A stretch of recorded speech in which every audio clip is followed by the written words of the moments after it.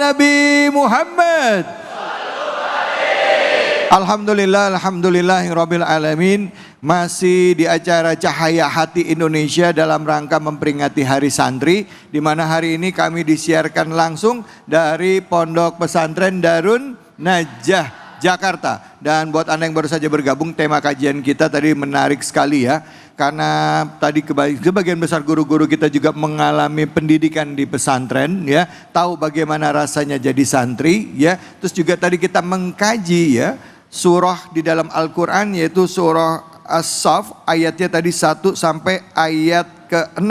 Nah selanjutnya kita akan dengarkan kajian ayat 7 dan 8 bersama dengan guru kita Al-Ustadz Al-Mukarram, Ustadz Dr. Azhari Nasution. Silakan Ustadz, fadhol.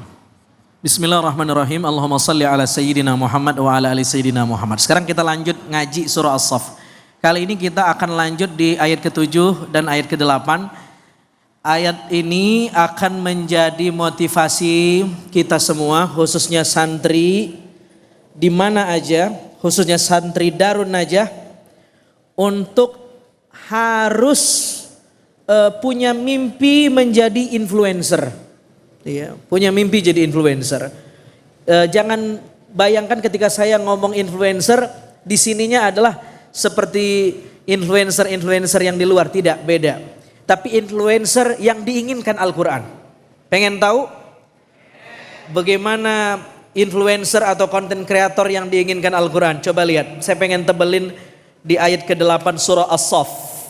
Allah Subhanahu wa taala berfirman, yuriduna liyutfi'u nurallah biafwahihim. Ada sebahagian orang yang ingin memadamkan cahaya agama Allah, membuat orang tidak simpatik dengan Islam, membuat orang fobia dengan Islam, membuat orang distrust dengan Islam, tidak percaya dengan Islam, biafwahihim, lewat lisan-lisan mereka. Hari ini konteksnya lewat channel-channel YouTube mereka, lewat media-media mereka. Hah? Betul? Lewat status-status mereka. Tetapi Allah mutimmu nuri, Allah akan menyempurnakan cahayanya. Semakin banyak orang yang ingin menutup cahaya Islam, cahaya Allah lebih tebal dan bersinar. Semakin ingin ditutup, semakin tembus cahaya hidayah itu. Nah, ini jadi dalil kenapa antum harus jadi konten kreator. Tapi konten kreator yang Qur'ani menurut surah As-Saff. Dalilnya ini, ada orang yang jadi konten kreator dengan follower yang dia punya, bukan ngajak orang menuju kebaikan, justru membuat orang fobia dengan Islam. Justru memfitnah agama, justru menjauhkan orang dari moral dan spiritual. Tetapi ingat kata Al-Quran, wallahu mutimmu nurih, Allah menyempurnakan agamanya. Jadi kalau ditanya kenapa saya mesti cakap bermedia sosial, ya viral mah nomor sekian lah. Tetapi kenapa kita mesti bermedia sosial mengikuti perkembangan zaman? Jawabannya, saya ingin menjadi duta-duta Allah. Saya ingin menjadikan media sosial saya membuat orang jadi tercerahkan dengan cahaya Allah, dengan cahaya agama. Dengan orang melihat channel YouTube saya, lihat media sosial yang saya punya, orang jadi pinter baca Quran, orang jadi tahu caranya sholat, orang jadi tahu kisah-kisah sahabat, orang jadi tahu sirah Nabi Shallallahu Alaihi Wasallam. Dan berapa banyak konten kreator yang mengkampen agama ini, yang mendakwahkan agama ini lewat media sosial. Itu jihad. Namanya jihad digital. Jadi jihad itu tidak mesti ke Palestina, tidak mesti di medan perang. Ya. Tetapi jihad itu banyak. Salah satunya kita bisa berjihad membela agama Allah lewat media sosial. Ya. Mungkin kalau kita ngajar di musola, di masjid, Yang dengerin dakwah kita cuman 3-5 orang. Maksimal mungkin ratusan orang karena tempatnya terbatas. Kebayang gak kalau kita berdakwahnya di media sosial? Begitu diupload, berapa banyak akun yang bisa lihat dan menjadi jariah setiap saat. Nah sekarang syaratnya apa untuk menjadi konten kreator yang Quran itu? Syarat santri jadi konten kreator itu apa? Tadi kan motivasinya udah tuh. Kenapa kita mesti juga aktif di media sosial? Iya, saya ingin menjadi orang yang menerangi agama Allah dan mengalahkan orang yang menutup cahaya agama Allah berdasarkan surah As-Saff ayat 8. Sekarang syaratnya apa? 4. Catat baik-baik. Yang pertama, santri yang jadi konten kreator syaratnya adalah dia mesti punya al-ilm ar-rasikh, ilmu yang dalam, ilmu yang tinggi, ilmu yang jejak, ilmu yang matang. Jangan sampai jadi konten kreator tapi ilmunya nggak punya. Akhirnya nyesatin orang cuman jual good looking. Cuman jadinya entertain tapi kontennya nggak ada, bahaya. Nanti Islam menjadi agama konten. Akhirnya orang simpatik bukan karena ilmu, tetapi karena apa? Entertain yang kita bangun. Jadi syarat yang pertama al-ilm ar-rasikh. Kenapa mesti punya ilmu? Karena kalau kamu viral, menjadi seorang konten kreator tapi nggak ada ilmunya, itu kamu seperti ikan di akuarium yang airnya nggak diganti-ganti. Lama-lama butek, lama-lama bau, lama-lama ikannya loncat mati. Dia capek, dia kagok, dia gagap, karena nggak punya ilmu. Tapi kalau coba lihat orang punya ilmu, maka hidupnya terarah, tenang. Jadi syarat yang pertama jadi konten kreator apa? Al-ilm ar-rasikh, punya ilmu yang dalam.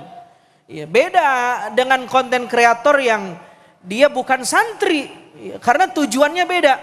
Kalau kita bagaimana orang bisa faham dengan agama, syaratnya kita mesti lebih faham daripada yang dengar, maka kita mesti belajar. Maka anak-anak santri, hari ini saatnya kamu belajar sedalam-dalamnya. Ada waktunya, media-media itu kamu yang makan. Sekarang belajar, betul? Jangan terlalu nafsu ingin terkenal di usia belajar.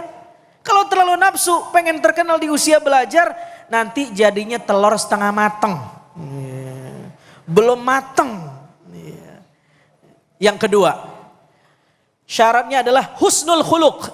Dia mesti mempunyai attitude yang baik. Jangan sampai backgroundnya santri, dia viral, jadi seorang konten kreator, tetapi memalukan nama pesantren, memalukan nama Islam. Karena kamu adalah potret dari wajah pesantren. Yang ketiga, apa syarat jadi konten kreator seorang santri? Yang ketiga adalah husnul tabligh, punya kecakapan komunikasi, termasuk kecakapan digital.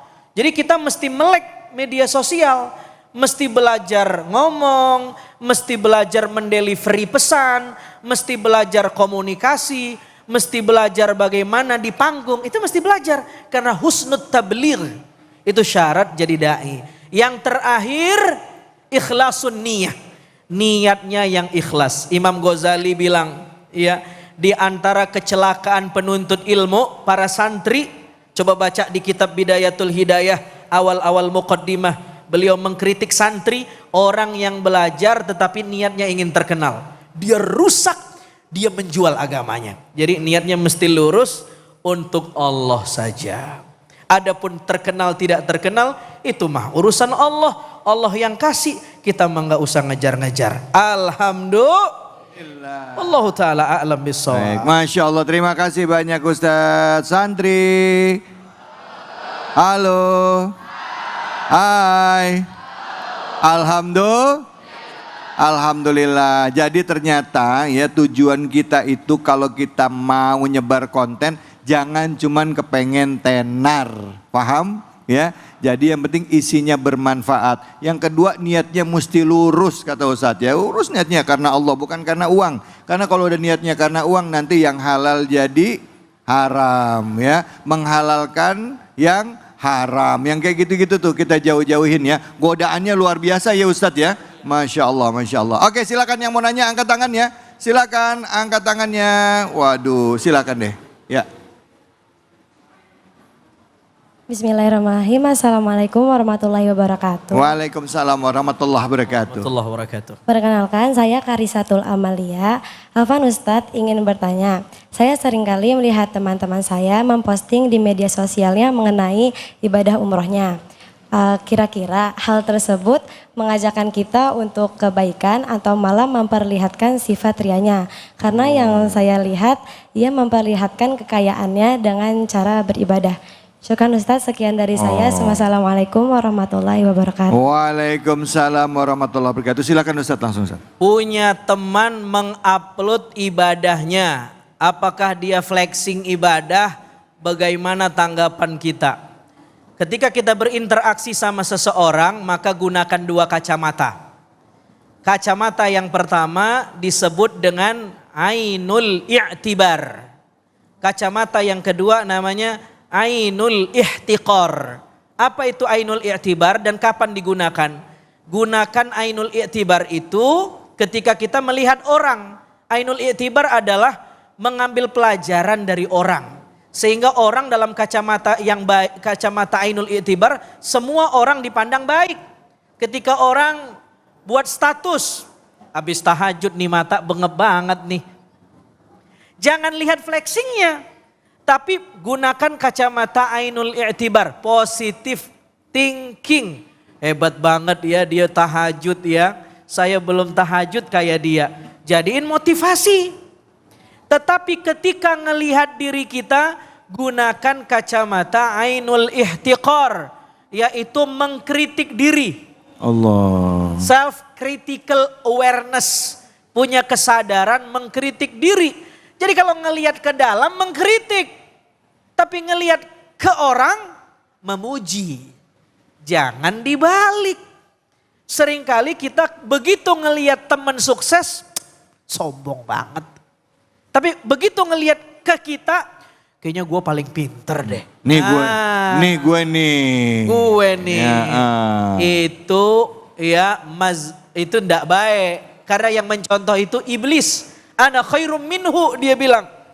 Mestinya ketika melihat orang, semua orang baik. Dia lebih baik dari saya. Tapi begitu melihat ke dalam, saya banyak salahnya. Dan saya mesti ambil pelajaran dari orang itu. Allah. Begitu yang diajarkan agama. Lalu kemudian apakah kita boleh posting-posting ibadah? Ya, enggak ada masalah sebenarnya.